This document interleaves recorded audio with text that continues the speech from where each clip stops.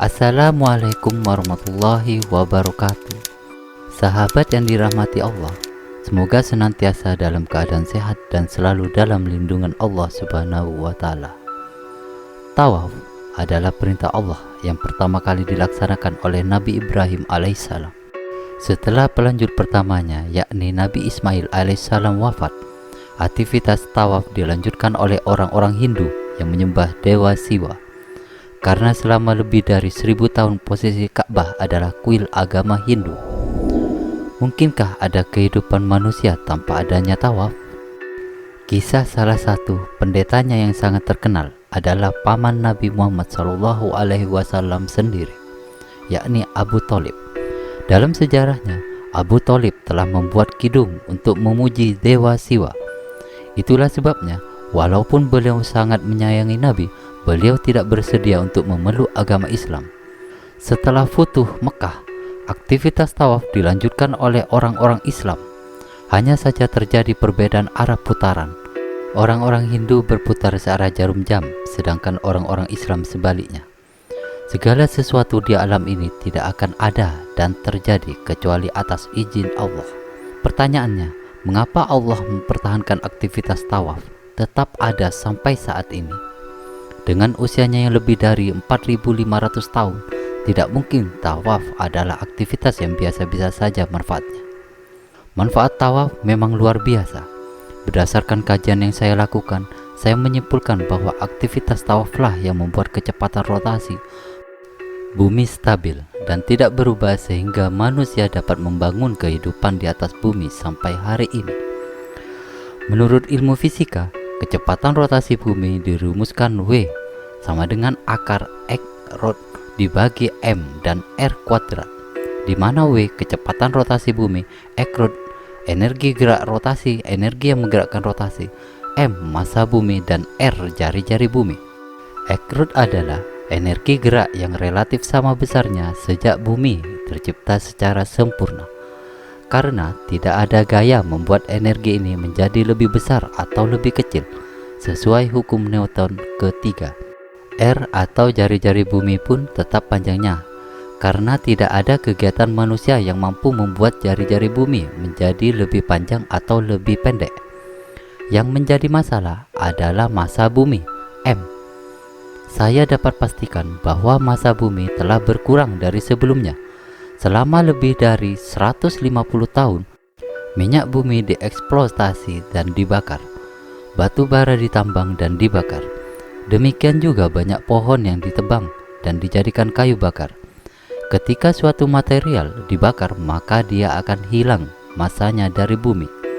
Hal inilah yang membuat bumi menjadi lebih ringan dari sebelumnya, di mana ini terjadi secara terus-menerus sampai hari ini. Gerak rotasi bumi adalah gerak melingkar berubah beraturan. Oleh karena itu, ketika terjadi pengurangan massa secara terus-menerus, maka akan merubah kecepatan rotasi bumi. Berdasarkan rumus di atas, dapat dipastikan bahwa perubahan yang terjadi adalah rotasi bumi akan lebih cepat dari sebelumnya. Yang menjadi masalah adalah mengapa kecepatan rotasi bumi saat ini stabil dan tetap. Padahal dengan berkurangnya massa bumi secara terus-menerus dan tetapnya energi gerak rotasi, maka seharusnya kecepatan rotasi bumi terus meningkat. Apabila dianalisis, ketika massanya M berkurang dan jari-jarinya R tetap, sementara kecepatan rotasinya W tetap, maka pasti hanya ada satu penyebabnya, yakni ada aktivitas manusia di bumi. Ini yang dilakukan secara terus-menerus yang menyebabkan energi gerak rotasi yang seharusnya digunakan untuk memutar bumi terbuang percuma. Jadi, energi tersebut tidak digunakan untuk memutar bumi. Dengan analisis ini, saya yakin bahwa aktivitas yang dimaksud adalah tawaf, mengelilingi Ka'bah. Tawaf adalah kegiatan yang dilakukan secara terus-menerus, yang secara ilmiah mengikuti kaidah tangan kanan menggenggam untuk masalah arus dan energi dalam medan magnet. Dengan arah putaran tawaf yang searah jari menggenggam, dapat dipastikan Ka'bah sebagai pusat putaran akan memancarkan energi ke arah atas. Yang menjadi masalah, pancaran energi apakah itu? Itulah energi gerak rotasi bumi yang seharusnya digunakan untuk memutar bumi menjadi terbuang keluar. Akibat energi yang terbuang inilah, walaupun besarnya energi gerak rotasi tetap, namun energi sesungguhnya yang digunakan untuk memutar bumi menjadi berkurang, sesuai yang dibutuhkan agar rotasi tersebut stabil. Di samping tawaf, ada aktivitas lain yang berperan dalam memberikan energi tambahan pada proses tawaf. Aktivitas tersebut telah diperintahkan kepada Nabi Muhammad SAW. Aktivitas dimaksud adalah sholat yang dihadapkan atau ditujukan ke arah kiblat Ka'bah. Ketika seseorang sholat dan diniatkan ke arah kiblat, maka energi sholat tersebut akan bergerak ke Ka'bah dengan kecepatan 300.000 km per detik, dan selanjutnya menyatu dengan energi putaran tawaf. Inilah energi tambahan yang membuat energi putaran tawaf menjadi lebih besar, sehingga keluarnya atau memancarnya energi gerak rotasi lebih mudah terjadi. Mengapa Allah harus memberikan energi tambahan melalui sholat ini? Saya menduga mengingat manusia yang tawaf tidak terlalu banyak, walaupun dalam kondisi normal, maka kemungkinan besar energi yang dihasilkannya tidak cukup kuat untuk membuat energi gerak rotasi tertarik keluar. Kalau hanya untuk menghadap Allah atau berdoa kepadanya, tidak perlu Allah memerintahkan sholat manusia menghadap kiblat. Bukankah Allah sangat dekat, bahkan lebih dekat dari urat leher manusia? Sangat jelas bagi kita, aktivitas tawaf dan sholat yang diniatkan ke arah kiblat adalah satu paket. Kegiatan dari Allah untuk menjaga agar kehidupan di atas bumi tetap ada. Mengapa demikian? Karena bila tidak ada tawaf dan sholat, tidak ada energi gerak rotasi yang dibuang. Akibatnya, seluruh energi ini akan digunakan untuk memutar bumi. Dengan demikian, kecepatan rotasi bumi pasti akan meningkat. Ketika kecepatan rotasi bumi meningkat, maka ada beberapa konsekuensi yang pasti terjadi. Pertama, peningkatan pergerakan lempeng bumi sehingga akan banyak terjadi gempa dan pergerakan tanah permukaan.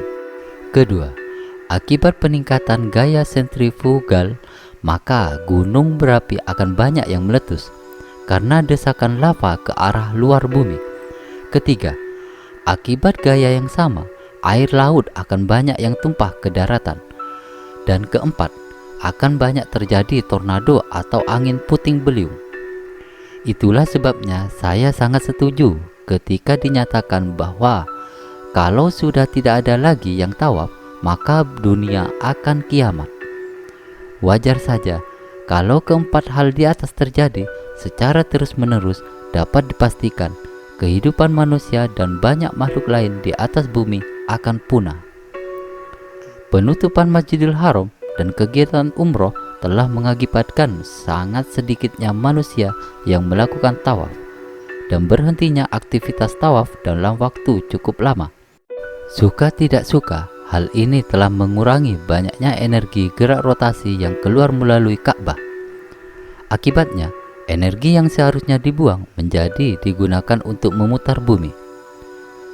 Ketika hal di atas terus terjadi, walaupun mungkin dari nilai peningkatan kecepatan rotasi belum terlihat, tapi saya yakin keempat konsekuensi di atas pasti sudah mulai dapat dirasakan oleh manusia.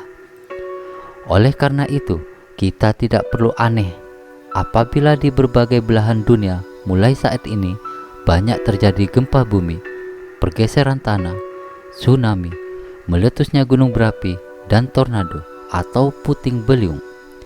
Itulah konsekuensi yang harus ditanggung ketika tidak banyak yang melakukan tawaf atau aktivitasnya berhenti sama sekali. Mudah-mudahan wabah pandemi ini dapat segera diatasi, sehingga dapat dengan leluasa pemerintah Arab Saudi membuka kembali Masjidil Haram dan kegiatan umroh. Dengan demikian, konsekuensi di atas tidak harus ditanggung terlalu lama. Akhirnya, pesan dari saya adalah untuk umat Islam. Berbahagialah Anda sekalian, karena ajaran agama Anda memang rahmat bagi seluruh alam, di mana salah satunya adalah untuk menjaga kehidupan di bumi ini agar tetap ada. Ingatlah, kehidupan di atas bumi ini masih ada karena masih ada manusia yang tawaf dan sholat yang diniatkan ke arah kiblat. Wallahu alam bisawab. Akhirul kalam. Assalamualaikum warahmatullahi wabarakatuh.